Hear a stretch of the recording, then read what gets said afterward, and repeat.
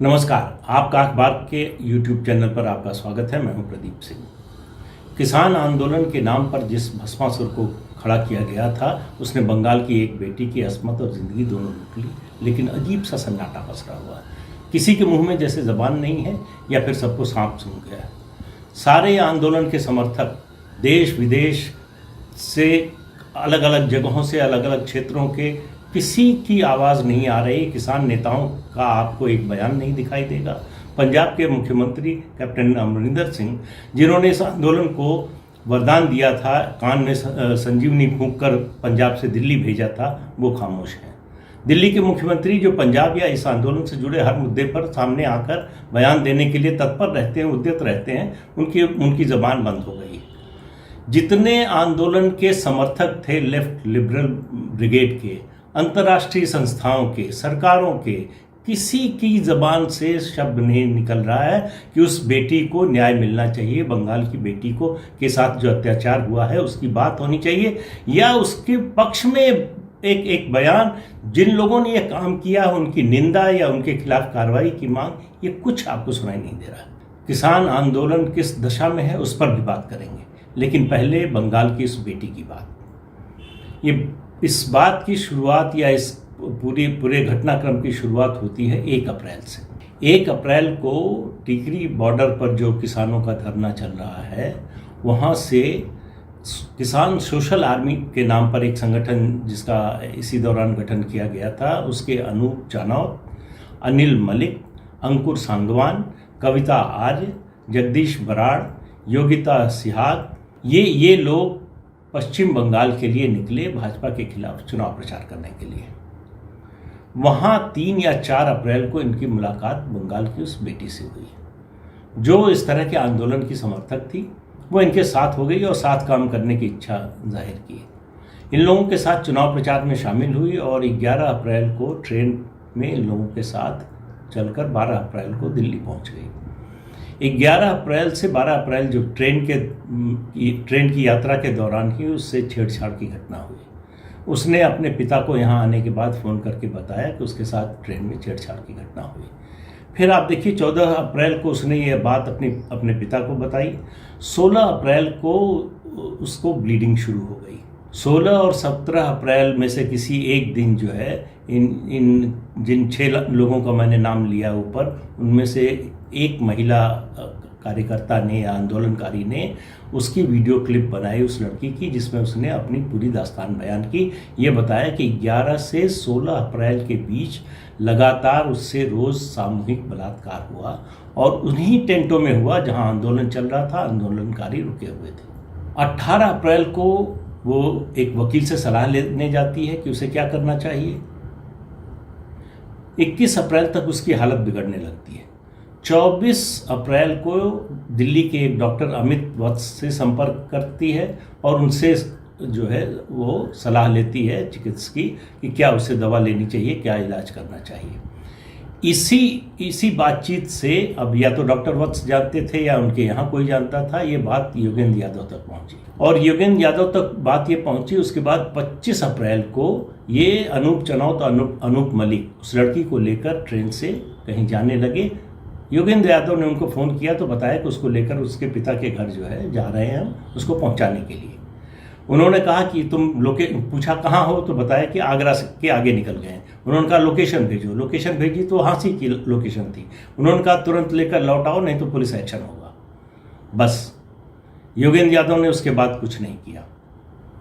कम से कम सार्वजनिक रूप से तो यही नज़र आता है। अलग से उन्होंने व्यक्तिगत रूप से कुछ किया हो जिसकी जानकारी सार्वजनिक मंच पर कहीं ना हो तो अलग बात है। वहाँ से 26 अप्रैल को उसे रोहतक के पीजीआई में भर्ती कराने की कोशिश हुई। जहाँ बेड नहीं मिली तो बहादुरगढ़ के एक निजी अस्पताल में भर्ती कराया गया। वहाँ उससे 27 अप्रैल को उसके पिता को सूचना जाती है कि उसकी स्थिति अच्छी नहीं है और यहाँ पर भर्ती है। वो उसके पिता कलकत्ता से चल देते हैं, उससे मिलने के लिए आते हैं, अपनी बेटी से मिलते हैं। वो उन्हें बताती है कि उसके साथ क्या क्या हुआ, ट्रेन में छेड़छाड़ हुई, उसके बाद किस तरह से उसके साथ क्या हुआ, ये अपने पिता को बताती है। 29 अप्रैल को उस बंगाल की बेटी का निधन हो जाता है। वो कोरोना संक्रमित हो चुकी थी। उसके निधन के बाद उसकी अस्थियां लेकर उसके पिता टिकरी बॉर्डर पर पहुंचते हैं, वहां किसान नेताओं से बात करते हैं, लेकिन तब तक कुछ होता नहीं। 8 मई को जब ये बात धीरे धीरे बाहर निकलना शुरू होती है तो किसान नेताओं की एक बैठक होती है, और उस बैठक के बाद उस बैठक में क्या हुआ ये किसी को बताया नहीं जाता, लेकिन युवती के पिता जो है वो पुलिस में शिकायत दर्ज कराने जाते हैं। युवती के पिता जब शिकायत दर्ज कराते हैं तो पुलिस इन 6 आरोपियों के खिलाफ नामजद रिपोर्ट लिखती है, और झज्जर की पुलिस एक एसआईटी का गठन करती है इनके खिलाफ कार्रवाई के लिए, इनकी गिरफ्तारी के लिए। अभी तक कुछ हुआ नहीं, ये वीडियो बनने तक इस दिशा में कुछ हुआ नहीं है। अब सवाल ये है कि जब योगेंद्र यादव को 25 अप्रैल को इस घटना का पता चल गया तो उसके बाद उन्होंने क्या किया? किसान आंदोलन के नेताओं का कहना है कि उन्होंने तो ये किया कि उन लड़कों का जितने टेंट थे उनको उखाड़ दिया और भगा दिया। और कब किया? ये लगभग 4 मई को किया। आप सोचिए घटना कब की है? 11 अप्रैल से ये सब चल रहा है और 4 मई को सिर्फ इतना किया गया कि उनका टेंट उखाड़ दिया गया, जैसे ये बहुत बड़ी कार्रवाई है। तो अब सवाल है कि ये जो किसान नेता हैं और उसके साथ योगेंद्र यादव, इन्होंने इस अपराध को छिपाने की कोशिश क्यों की? इनको जैसे ही पता चला पहली बार तो ये पुलिस के पास क्यों नहीं गए? मैंने सोचा कि शायद जो है उन्होंने इतनी बड़ी घटना हुई है, इतने बड़े नेता हैं ये लोग, राष्ट्रीय अंतर्राष्ट्रीय ख्याति के नेता हैं, दुनिया भर से इनको मदद मिलती है, समर्थन मिलता है, तो शायद और कुछ नहीं किया होगा तो एक ट्वीट तो किया ही होगा। तो मैंने पिछले 4 दिन का जो उनकी टाइमलाइन देखी ट्विटर की, एक भी ट्वीट इस संबंध में नहीं मिला। अब किसी और प्लेटफॉर्म पे किया हो तो मुझे नहीं मालूम, लेकिन ट्विटर पे कम से कम जहां बहुत सक्रिय रहते हैं योगेंद्र यादव, वहां दिखाई नहीं दिया। किसी किसान नेता का कोई बयान सामने नहीं आया।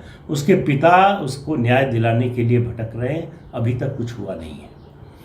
और वो लोग क्यों चुप हैं जो जरा सी कोई घटना दुर्घटना इस तरह, इस बात को मैं अच्छा मानता हूं कि अगर आप किसी महिला के साथ कुछ बुरा हो रहा है उस मुद्दे को उठाते हैं और आप डिसप्रोपोर्शनेट तरीके से भी अगर उस मुद्दे को उठाते हैं तो अच्छी बात है। इससे जो है एक डेटरेंट का काम करता है, वो जो दूसरे अपराधी हैं उनको शायद रोकने का काम करता है, पुलिस को ज़्यादा तत्पर होने का काम करता है, तो सरकार पर दबाव पड़ता है कि इस तरह की घटनाओं को रोके, या रोक न सके तो कम से कम उसके बाद त्वरित कार्रवाई करे। लेकिन वो लोग कहाँ हैं? क्यों कोई आवाज़ नहीं सुनाई दे रही है? सिर्फ इसलिए कि वो बंगाल की बेटी थी और उसके साथ ये जो हुआ वो किसान आंदोलन के टेंट में हुआ। अगर यही घटना किसी बीजेपी शासित राज्य में हुई होती तो इस तरह की चुप्पी दिखाई देती आपको? अब तक हंगामा हो गया होता और मुख्यमंत्री से लेकर प्रधानमंत्री तक सबका इस्तीफा मांग लिया गया होता। लेकिन इस मुद्दे पर कोई कुछ नहीं बोल रहा है।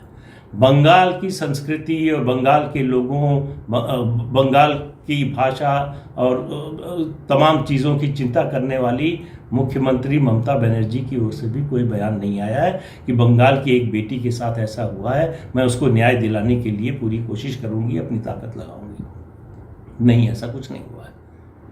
बंगाल की उस बेटी को न्याय मिले इसमें किसी की रुचि नहीं है, इसे दबाया जा रहा है। जब तक संभव हुआ उनसे इस मामले को उन्होंने दबाया, सामने नहीं आने दिया, लोगों को पता न चलने पाए। तो ये भस्मासुर खड़ा किया है किसान आंदोलन के नाम पर। और अब जो खबरें आ रही, पहले भी आ रही थी कि किस तरह से युवक वहाँ आते थे, शराब का दौर चलता था, क्रेट के क्रेट शराब आती थी, ट्रक में लदकर शराब आती थी, हंगामा होता था, आसपास के गांव वाले परेशान थे, उन्होंने शिकायत की, कुछ किसान नेताओं ने जाके उनसे माफ़ी मांगी, लेकिन ये सिलसिला चलता रहा। और अब भी बॉर्डर जो है वो बंद है। दिल्ली के लोग, दिल्ली और एनसीआर के लोग 2-2 घंटे 3-3 घंटे घूमकर उनको आना पड़ता है, रोज़ दिक्कत होती है। रोज़ उनकी जो गाड़ी कमाई है उसका एक बड़ा हिस्सा सिर्फ इसलिए खर्च होता है कि इन लोगों ने सड़क रोक रखी है, लेकिन कोई बोलने वाला नहीं है। तो इस लड़की को न्याय के नाम पर ये जो चुप्पी है, ये एक गहरी साजिश का इशारा करती है। और साजिश ये है कि हम विमर्श तय करेंगे, हम ये तय करेंगे कि किस मुद्दे को उठाना है और किस मुद्दे को नहीं उठाना है। जो मुद्दा हमारे विमर्श में सही पड़ेगा हम उसी को उठाएंगे। हमको किसी महिला के साथ, किसी लड़की के साथ बलात्कार, अत्याचार और उसकी मौत से कोई मतलब नहीं है अगर वो हमारे विमर्श में फिट नहीं बैठती है। अगर वो फिट बैठती है तो अगर झूठा मामला भी होगा तो उसको बढ़ा चढ़ा कर उठाएंगे। तो मैं बार बार जो आपसे कहता हूं, इस प्रवृत्ति से, इस षड्यंत्र से सावधान रहिए। ये समाज को तोड़ने वाला, ये समाज को निराश करने वाला, हताशा पैदा करने वाला है। जहां जिनको न्याय चाहिए, न्याय नहीं मिलता है, और ऐसे तमाम लोग दुनिया भर से समर्थन लेकर आते हैं। देखो, फलाना देश के फला अखबार में, फला मैगजीन में ये छपा है। इस घटना का जिक्र किसी अखबार में होगा, अंतर्राष्ट्रीय अखबार में कहीं छपेगा कि किसान आंदोलन के टेंट में ये हुआ? मुझे नहीं लगता कहीं छपने वाला है। जो लोग यहाँ से लिखते हैं, जो चिताओं की फोटो भेजते हैं, 7,000 से 23,000 में वो फोटोएं बिक रही हैं। उन फोटोग्राफ्स को विदेशी अखबारों को बेचा जा रहा है। उनको लेकर लेख लिखे जा रहे हैं। किस लिए? उससे नरेंद्र मोदी के खिलाफ माहौल बनता है। इस घटना को उठाने से क्या होगा? ये घटना उठाने से तो उनको कोई फायदा नहीं होने वाला, नुकसान ही होने वाला है। ये तो नरेंद्र मोदी के खिलाफ जाने वाली घटना नहीं है, तो उनके खिलाफ जा सकती है। तो इसलिए चुप रहो। अब किसान आंदोलन की स्थिति की बात कीजिए। 7 मई को किसान आंदोलन के जितने बड़े नेता हैं, उन्होंने पंजाब के मुख्यमंत्री से कहा कि हम लॉकडाउन का विरोध करेंगे, आप लॉकडाउन मत लगाइए। 8 मई को हम पूरे पंजाब में लॉकडाउन नहीं होने देंगे। तो मैंने 9 तारीख, फिर 10 तारीख का भी, आज का भी के भी अखबार देखे, पंजाब के भी अखबार देखे कि भाई बड़ी भारी खबरें छपी होंगी कि पूरा पंजाब जो है खुला रहा, सरकार बंद नहीं करवा पाई, लॉकडाउन नहीं लगवा पाई, क्योंकि किसानों का तो इतना बड़ा समर्थन था, खासतौर से पंजाब में। ये कहने पर कि ये आंदोलन पंजाब के आढ़तियों और कुछ हरियाणा के किसानों का आंदोलन है, 2 प्रदेशों का आंदोलन है, जिसमें थोड़े बहुत वेस्टर्न यूपी के किसान शामिल हैं। बार बार आलोचना होती रही। ये राष्ट्रव्यापी है, अंतर्राष्ट्रीय आंदोलन है। अंतर्राष्ट्रीय स्तर से जो समर्थन मिल रहा है इस आंदोलन को। पंजाब जहाँ से शुरू हुआ था, जब 2-2.5 महीने रेल की पटरी पर बैठे रहे, कुछ नहीं हुआ, तो कैप्टन अमरिंदर सिंह ने उनके कान में एक मंत्र फूंका कि जाओ दिल्ली। वो दिल्ली आ गए। उसके बाद क्या हुआ ये आपको सब मालूम है। तो उस समय कैप्टन अमरिंदर सिंह ये कह रहे थे कि अगर ये किसान खाली हाथ पंजाब लौट आए तो इससे पाकिस्तान को फायदा होगा। अब वो जो कर रहे हैं उससे किसको फायदा हो रहा है? तो ये कॉल दी 32 किसान संगठनों ने कि पंजाब में सब कुछ खुलेगा, और एक दुकान नहीं खुलवा पाए। बड़ी कोशिश की उन्होंने कुछ दुकानों का शटर खोलने की कि अखबार वाले, मीडिया वाले फोटो खींच लें, कम से कम ये दिखाएं कि देखो ये दुकान खुली थी। वो भी नहीं हो पाया। कैप्टन अमरिंदर सिंह ने इन लोगों की इस धमकी के बाद डीजीपी से कहा कि जो भी इसको तोड़ने की कोशिश करे लॉकडाउन को उसके खिलाफ सख्त कार्रवाई हो। कोई कार्रवाई नहीं हुई। उन्होंने प्रदर्शन किया, उसके बाद धरना दिया, उसके बाद लॉकडाउन तोड़ने के कारण उनके खिलाफ कोई कार्रवाई करने की हिम्मत कैप्टन अमरिंदर सिंह में नहीं हुई। उसके खिलाफ बयान देने की भी किसी की हिम्मत नहीं हुई।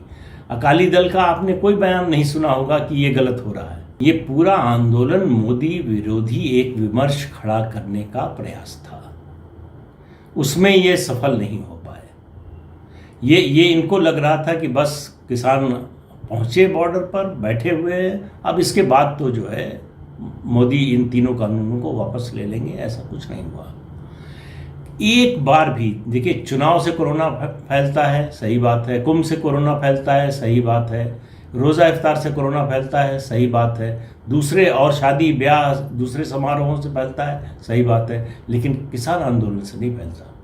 ये कहते हुए आपने किसी को नहीं सुना होगा। अभी भी किसान बैठे हुए हैं, पंजाब में धरना दे रहे हैं, उससे कोरोना नहीं फैलता। ये बात कहने वाला आपको कोई लेफ्ट लिबरल ब्रिगेड का या विपक्ष का कोई नेता नहीं मिलेगा जो कहेगा कि किसान आंदोलन के कारण कोरोना फैलने का खतरा बढ़ गया है।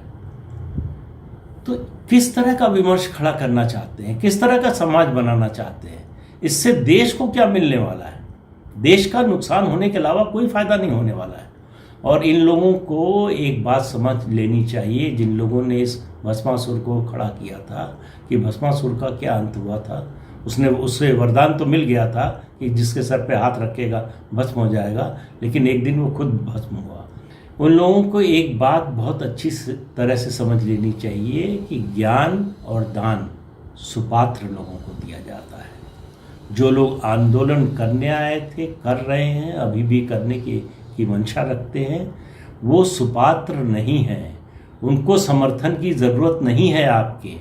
वो कोई देश का, या देश छोड़िए किसानों का कोई भला करने वाले नहीं हैं।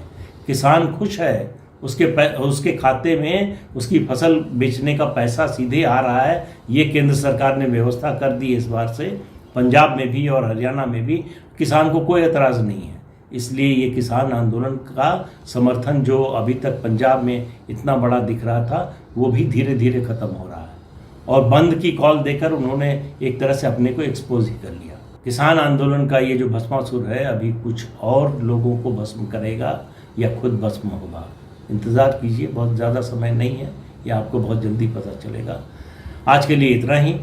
अगले अंक में फिर मिलेंगे किसी नए मुद्दे के साथ। तब तक के लिए इजाज़त दीजिए, नमस्कार।